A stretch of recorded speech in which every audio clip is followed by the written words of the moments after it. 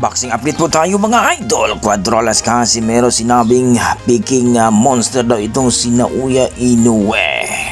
David Picasso galit na galit kay Casimero at sinabing siya daw ang kanyang kalabanin para makita daw ang kanyang hinahanap. Kumbaga mga idol, talaga namang galit na galit itong si David Picasso, ang rank number 6 dito sa WBC Super Bantamweight Division mga idol, na kung saan ay last laban niya dito kay Naoya Inoue ay tinalo po siya by decision mga idol. Ayon sa ating mga boxing fans mga idol, hindi rin basta-basta itong si Picasso mga idol, no? At talagang hinamon itong si Casimero sapagkat galit na galit ito nang tinalo ni Casimero itong si Luis Pantera Neri. Hindi lang tinalo mga idol kundi brutal ang kanyang pagkatalo dito kay Casimero. TKO talagang inabot. Kung baga 4 na beses na lumuhod, gumapang itong si Luis Neri. Kaya ayon kay David Picasso, arugante daw itong si Casimero at binubuli daw itong si Luis Neri. Siya daw ang harapin ito para makita daw ang hinahanap ni Casimero. Hindi pa naman daw nag-champion itong si David Picasso, pero ipapakita daw niya kung paano daw pagugulungin itong si Casimero. Siya daw ang tatapos sa karir ni Casimero mga idol. Ibang klase itong si David Picasso mga idol. Pero may humors na si Carl James Martin ang kanyang makakalaban, pero hindi naman hinamon ni David Picasso itong si Carl James Martin, kundi si Casimero ang gusto niyang makalaban.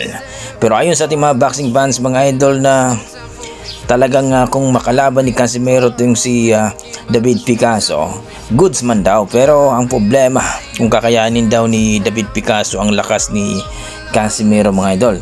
So mas maganda daw na palaga ni Casimero itong si David Picasso, no? Makita daw ang hinahanap nito at sigurado daw talaga paldo itong si Casimero kay David Picasso. So kayo mga idol, ano masasabi nyo dito kung sakaling palaga ni Casimero itong si David Picasso? Gagapang kaya ito katulad ng kanyang kababayan na si Luis Pantera Neri? Please comment down below mga idol.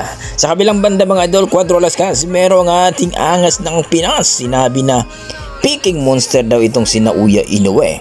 Saan ka daw makakita ng monster na namimili daw ng kalaban? Kung baga, sino ba daw si Kim at itong si Cardenas na gumapang daw itong si Naoya Inoue? Ang nakikita daw na malakas na kalaban ni Naoya Inoue na matuturing daw na magaling at malakas si Donaire lang naman daw at si Luis Neri. Kaya Luis Neri pa lang daw mga boss ay gumapang na daw itong si Naoya Inoue. At dito kay Donaire, kahit may edad na si Donaire, pero kita daw natin na basag ang mukha ni Naoya Inoue. Diga pa ng ating pambato mga idol na paano na lang kung siya daw makalaban ni Naoya Inoue. Sigurado daw talaga na gagapang ito at babasagin ang kanyang ilong mga idol. Kaya daw takot itong si Naoya Inoue dahil nakita daw niya kung paano daw niya brutal na TKO itong si Neri sa bansang Japan. So kayo mga idol,